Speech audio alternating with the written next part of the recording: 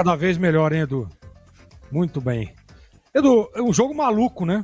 Jogo louco, maluco.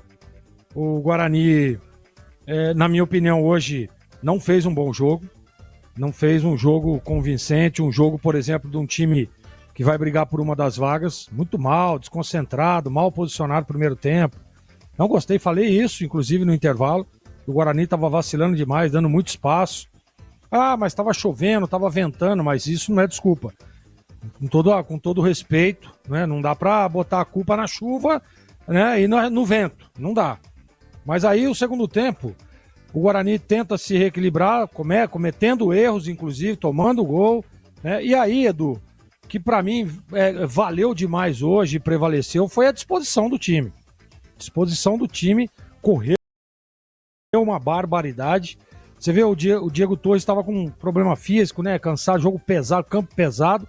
E olha o gol que ele fez, cara. Ele pega a bola aqui atrás, né? Faz uma tabela, vai, evolui, acredita na jogada, faz novamente um passe e vai pra ajeitada ali. E ele vem e só tira do goleiro.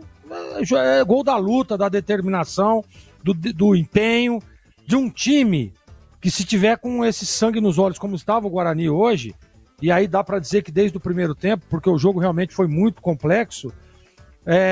O Guarani é um time que, se continuar com essa mesma mentalidade, sem dúvida nenhuma, vai chegar.